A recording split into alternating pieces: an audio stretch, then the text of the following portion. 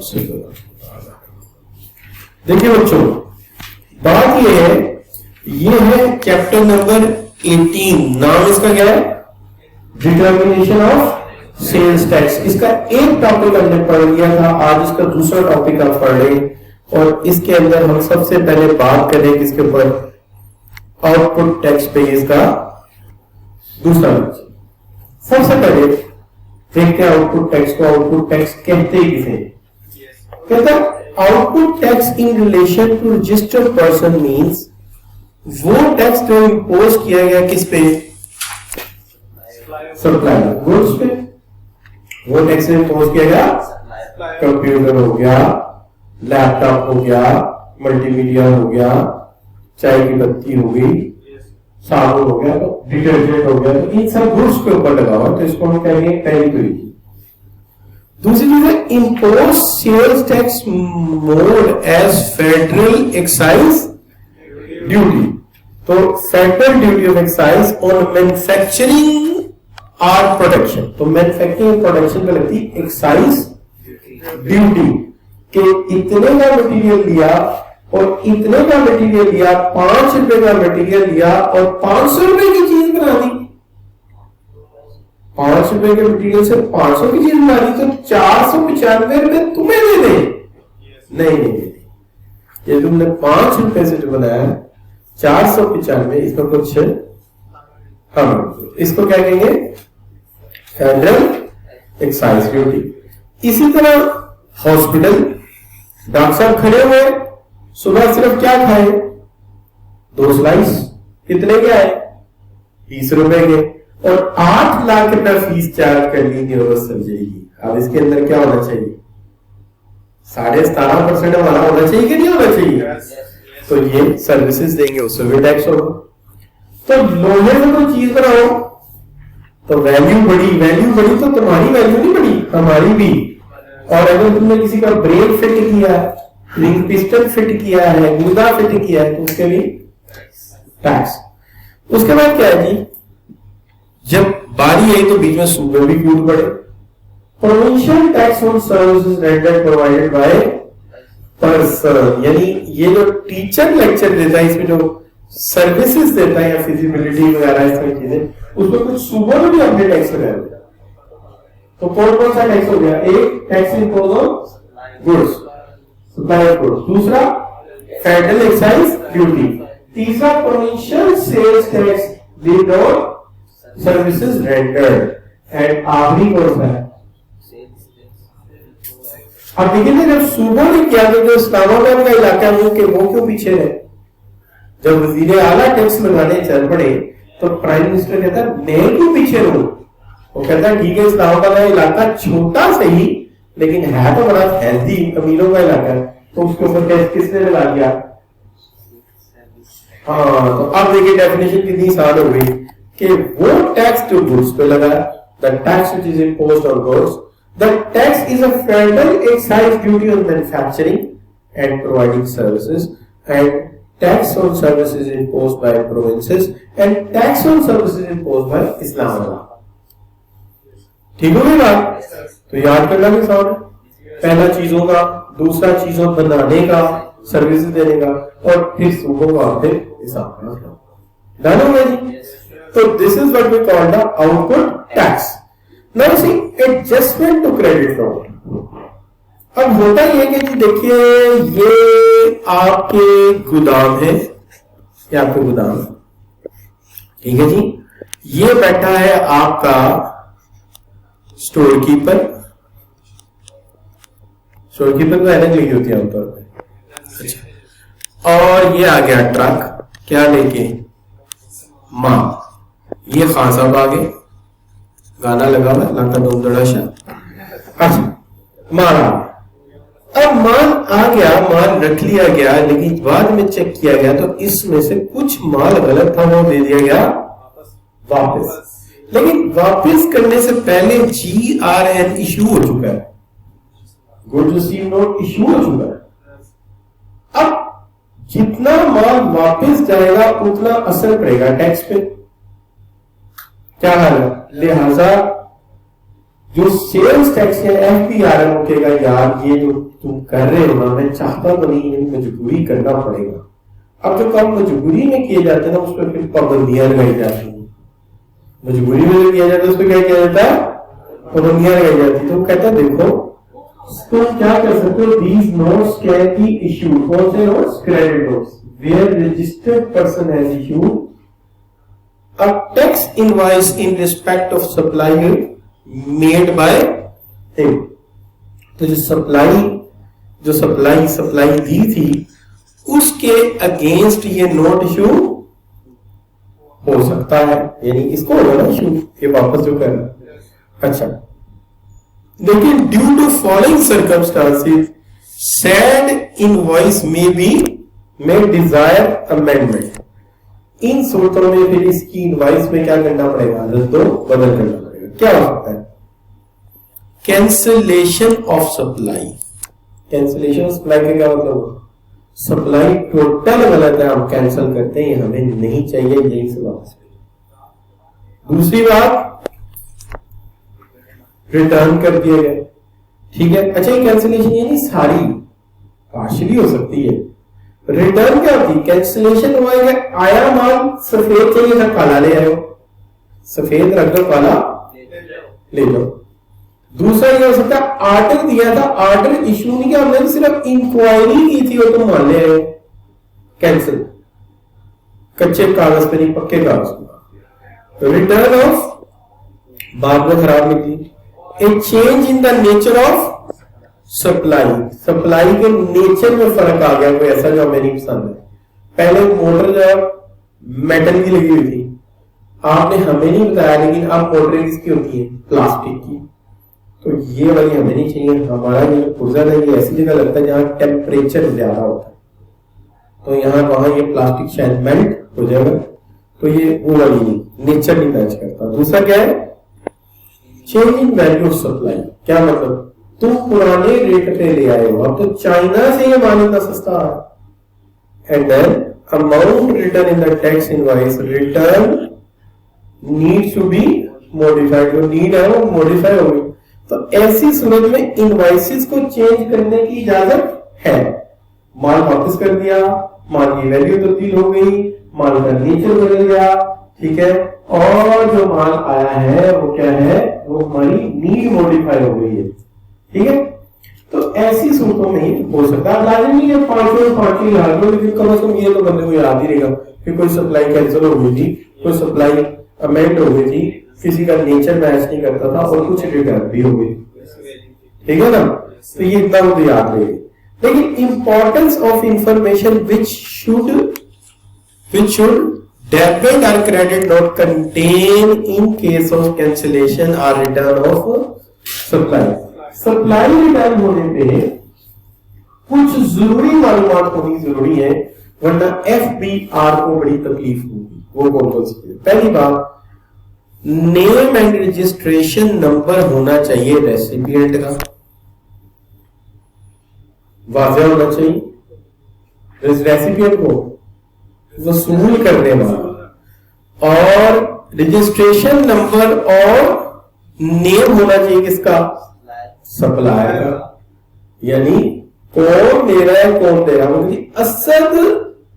Asad supplier है और Amjad receiver है। नहीं, असद नहीं, हम तो नाम नहीं जानते, हमें तो इसका पता है, रजिस्ट्रेशन नंबर का। अच्छा, number and date of original sales invoice, वो जो ओरिजिनल वाली जिसको आपने अमेंड किया है, चेंज किया है, उसकी डेट और उसकी ओरिजिनल शक्ल। Reason for issuance of debit note, तो कोई रीजन, ये नहीं कि मैं डेबिट नोट जा रहा है, there should be written some reason either on the back side and the document, signature and stamp of the authorised person, not only the note, note के साथ साइन, साइन के साथ stamp, and original copy of debit note shall be sent to supplier। लेकिन याद रखना, supplier को भेज के आने का, हमने सप्लायर को भेजी थी नहीं, हम जब ऑडिट करेंगे हमें एक चीज चाहिए, क्या, डुप्लीकेट कॉपी चाहिए।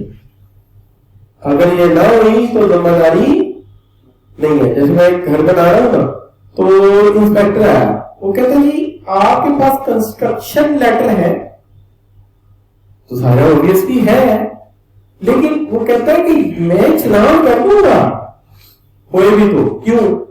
चौकीदार के पास होना चाहिए, जब मैं आऊं मुझे उस मौके पे वो चीज मिलनी चाहिए। तो मैं आपका मुलाजिम नहीं कि मैं कॉल करूं और फिर आप मुझे रिप्लाई करें, मैं गवर्नमेंट का बात ठीक है। वो कहते हैं कि बेशक आप यहाँ पे इनके जो चौकीदार कमरा है इसके गेट पे कॉपी पेस्ट कर दें, but it should be there just like that. ठीक है आपका सारा माल काम ठीक है, लेकिन हमें जब ऑडिट होगा हम डुप्लीकेट कॉपी मांग सकते हैं। अच्छा देखिए ना आपकी डिग्री है कितनी को देखी आए तक लोग? बहुत कम, बहुत कम, देखी भी नहीं। मेरे पास एक एमएस की डिग्री है कंप्यूटर साइंस में। एमएस की डिग्री किसमें? क्यों होनी तो चाहिए, कल को ऑडिट हो जाता है तो आपको पता है वो जहाजेब खानजादा कैसे बिस्ती करता मिला, यानी डिग्री तो है नहीं और आप ये कर रहे हैं, बात ही ऐसी को सूरत अल्लाह ना करे बंदे नहीं बच्चों। तो बेहतर ये अपने कागज पूरे ताकि मसला ना बने। अच्छा मतलब change in value of supply leads to change in amount of sales tax. Change in value of supply leads to change in amount of sales tax. Where for any valid reason the value of supply or amount of sales tax mentioned in the invoice issued has increased, the supplier shall issue a debit note in duplicate with the following particular name. तो अगर in case ऐसी सूरत पैदा हो जाती है कि तुम्हें value of supply change करनी पड़ती है, वैल्यू ऑफ सप्लाई चेंज करनी पड़ती है, amount of sales tax mentioned in the invoice issued has increase. तो इंक्रीज में ज़ाहिर उन्होंने खुशी होना। अच्छा तो लेकिन वो कहता है उसके साथ क्या होना चाहिए, ये हमें पढ़ाने की जरूरत है। पहले पढ़ा चुका हूं, name and registration of supplier, name and registration of recipient, number and date of original sales tax invoice and original value कितनी थी सेल्स टैक्स की और ओरिजिनल इनवॉइस पे क्या फर्क थी और तब्दील कितनी हुई है। तो यानी रिप्लेस नहीं करनी, रिप्लेस नहीं करनी, पिछली वैल्यू साथ ही लेनी जी, कंपैरेटिव। अच्छा बच्चों अब क्या होगा, revise the value sales tax की आपको रिवाइज करनी पड़ेगी ना, and difference of value at sales adjustment, यानी वो कंपैरिजन मैंने जो पहले कहा वो भी मेंशन होना चाहिए कि कहां से क्या तब्दील हुआ है, यानी एडजस्टमेंट क्या हुआ और reason for revision of value, और फिर वही बात signature and stamp, signature and seal यानी स्टैम्प ऑथराइज्ड पर्सन की होनी चाहिए। क्लियर बच्चों? If the value of the supply or the amount of sales tax mentioned in the invoice issued by has decreased, the supplier shall issue a credit note. और अगर बढ़ गई तो क्या इशू करेगा, डेबिट नोट इशू करेगा। Clear जी? लेकिन वो कहता है इसकी ओरिजिनल कॉपी सेंड कर दो, लेकिन डुप्लीकेट क्या करना है, वही बात अपने पास रखना है ना रिकॉर्ड। अब देखिए ये टॉपिक आसान है, इसके अंदर एक सीक्वेंस है, लॉजिक है। अगर आप उनकी जगह आप भी सोच सकते हैं कि यार अगर मैं इनकम टैक्स इंस्पेक्टर हूं तो मुझे चाहिए कौन किसको माल दे रहा है, सप्लायर कौन है, रेसिपिएंट कौन सा है, नंबर होना चाहिए। दूसरी बात जो अमेंडमेंट की है वो पुराने वाली क्या थी और नई वाली क्या थी और उसमें एडजस्टमेंट क्या हुई, ठीक है ना, ये सारी बातें। और जिसने की है वो ऑथराइज बंदा होना चाहिए, उसके रिमार्क्स लिखे होने चाहिए, स्टैम्प होनी चाहिए, साइन होनी चाहिए।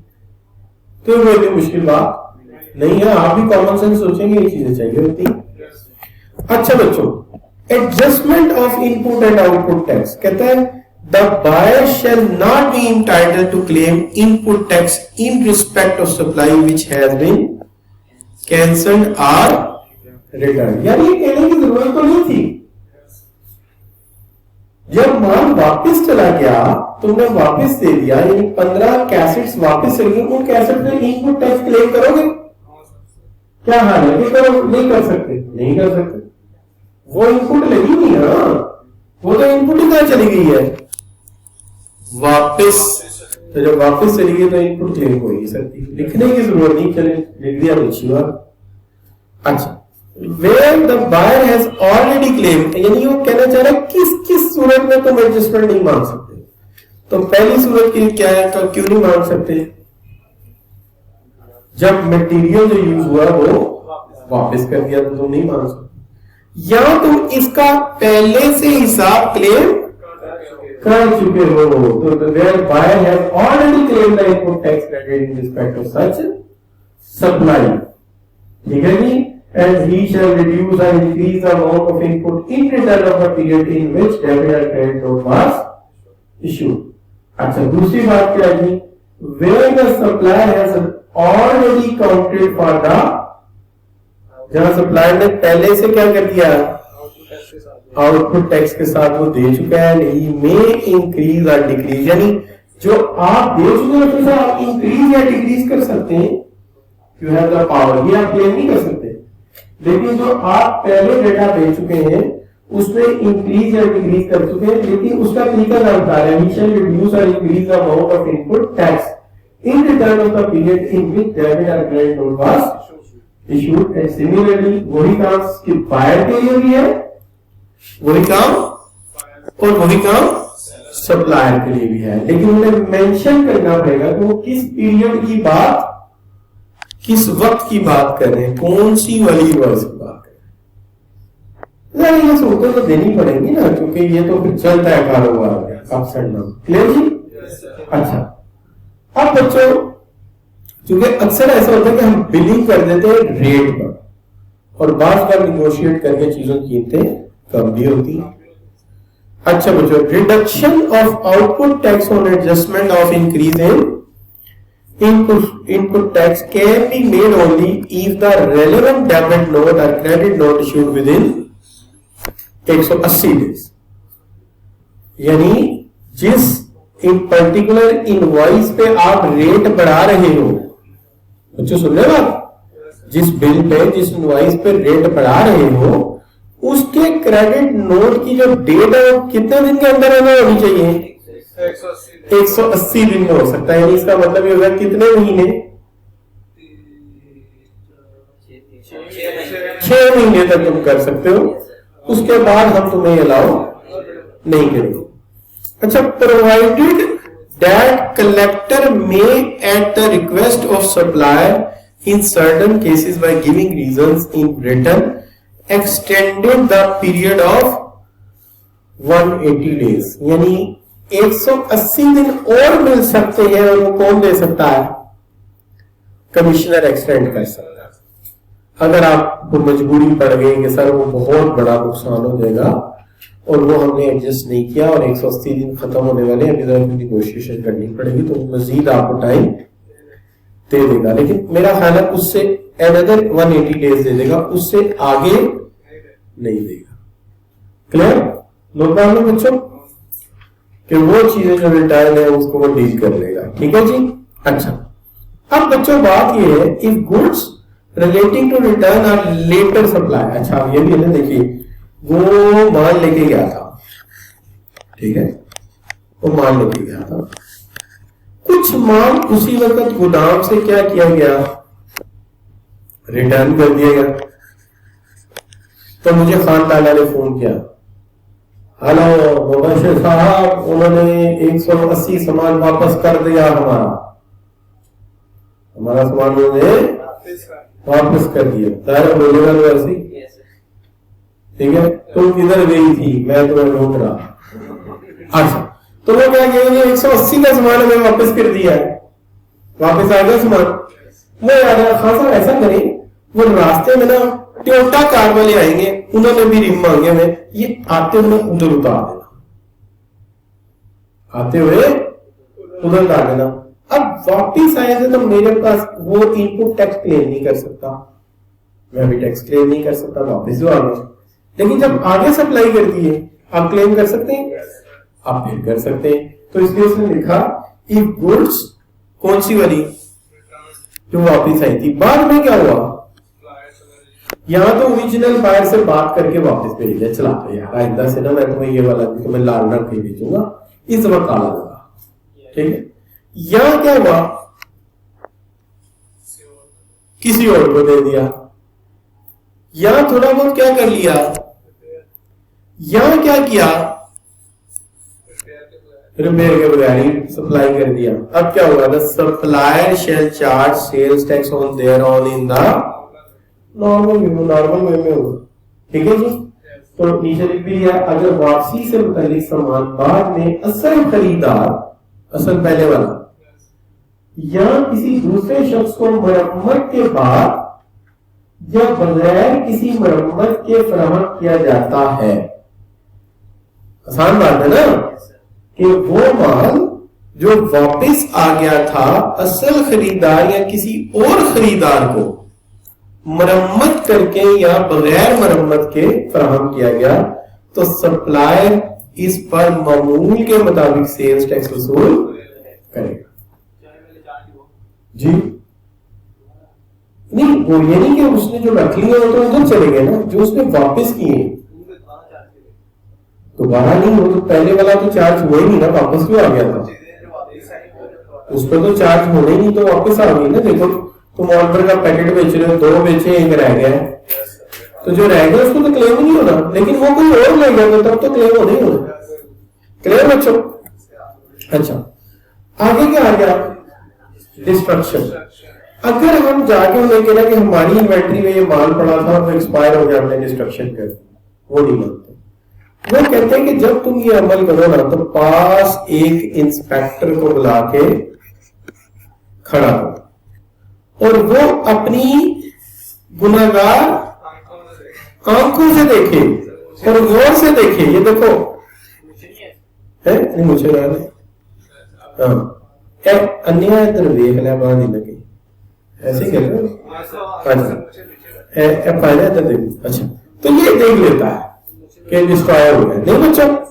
अच्छा फिर ये रिपोर्ट लिख के देगा जाके, तो कहता है where any goods are return by buyer on the ground of some same are unfit for consumption are required to be destroyed. उसे तोड़ना पड़ेगा, तो क्या करेंगे, the goods shall be destroyed for obtaining permission from the collector of sales tax having jurisdiction। जो भी jurisdiction में office है वहां से इजाजत लेनी पड़ेगी कि शीशे की बोतलें खराब निकलेंगी और हमने इन्हें तोड़ना है। तो फिर क्या होगा, under the supervision of officer of a sales tax department not below the rank of assistant collector. Assistant collector से छोटा बंदा नहीं होना चाहिए। वो आए और वो अपनी आंखों से देखे कि हाँ मैंने देखा कि यूक्रेन के बने हुए रोड रोलर से इन्होंने बोतलें नीचे रख के कुचल दी और कोई बोतल नहीं बची, और मैं इस बात का हल्फिया गवाह हूं, इकरार करता हूं। ये तो फिर ही बात बनेगी, वरना हम मानते रहेंगे कि ये तुमने बेचा है या तुम्हारे पास ही। क्लियर बच्चों, कैसा आसान सा टॉपिक, सिंपल सा टॉपिक है, माशरती रूमी लग रही है आज तो, नहीं बच्चों, है ना। तो इसको क्या कर दें,